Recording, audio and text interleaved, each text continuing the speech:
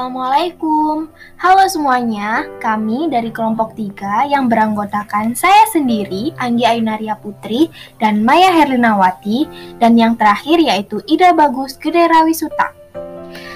Di sini kami akan memberikan informasi mengenai human papilloma virus atau yang biasanya disebut dengan virus HPV. Semua informasi yang kami berikan berdasarkan artikel penelitian. Yang pertama yaitu berjudul Kanker Serviks dan Vaksin HPV yang ditulis oleh Bambang Dwi Poyono. Artikel yang kedua berjudul Diagnosis Molekuler Human Papilloma Virus Penyebab Kanker Serviks yang ditulis oleh Lipinwati. Nah, pertama-tama kita harus tahu apa sih virus HPV itu? Human papilloma virus adalah virus yang dapat menyebabkan penyakit kanker serviks. Virus ini menginfeksi kulit, epidermis, dan membran mukosa manusia. Virus ini bersifat menular dan dapat menjangkiti pria ataupun wanita. Pada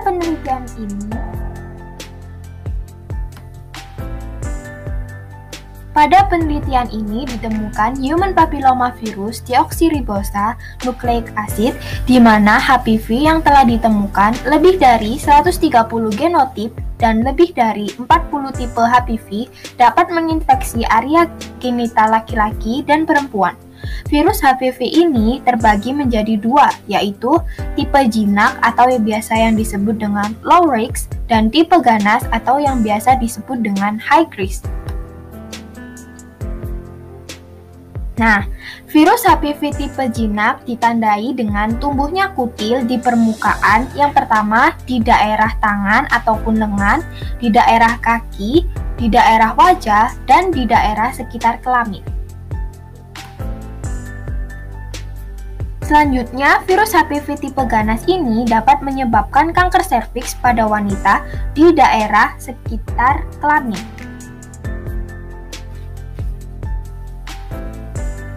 Selanjutnya, bagaimana sih perkembangan virus HPV menjadi kanker serviks?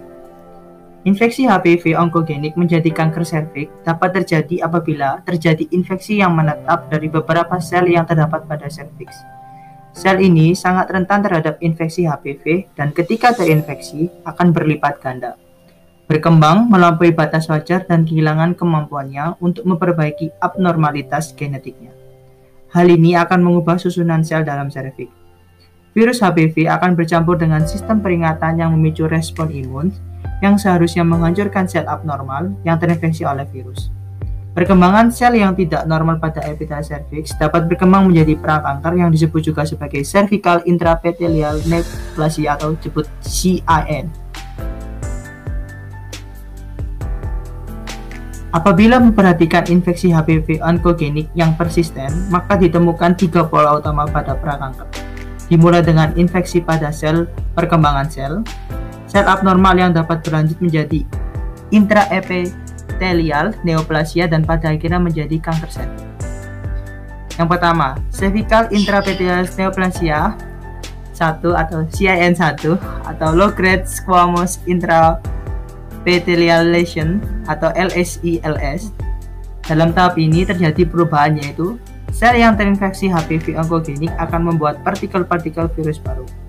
Yang kedua yaitu cervical intraepithelial neoplasia 2 atau high grade squamous intraepithelial lesions. Dalam tahap ini, sel-sel semakin menunjukkan gejala abnormal prakanker. Yang ketiga, cervical intraepithelial neoplasia 3. Dalam tahap ini, lapisan permukaan serviks dipenuhi dengan sel-sel abnormal dan semakin menjadi abnormal. Infeksi persisten dengan HPV onkogenik dapat berkembang menjadi atau menunjukkan kehadiran tes prakanker seperti CIN1, 2, dan 3, dan karsinoma in situ. Keempat, kanker serviks yang semakin invasif yang berkembang dari CIN3. Berikut adalah cara virus HPV menginvasi.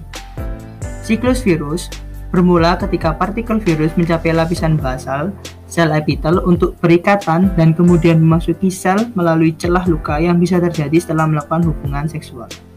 Virus ini akan bereplikasi di dalam kompartemen dan dilepas ke sekelilingnya, kemudian akan menyebabkan konsekuensi perubahan alamiah pada lapisan superfisial.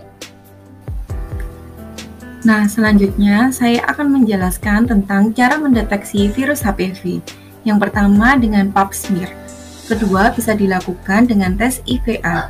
Dan yang ketiga atau dengan tes HPV DNA. Pap smear bertujuan untuk mengetahui perubahan kondisi serviks yang mengarah pada kanker akibat infeksi HPV. Tes IVA dilakukan dengan meneteskan cairan khusus asam asetat pada area kelamin atau genital. Jika mengalami infeksi HPV, warna kulit akan berubah menjadi putih. Dan kemudian tes HPV DNA yang dilakukan untuk mendeteksi adanya unsur genetik atau DNA dari virus HPV yang beresiko tinggi menimbulkan kanker serviks.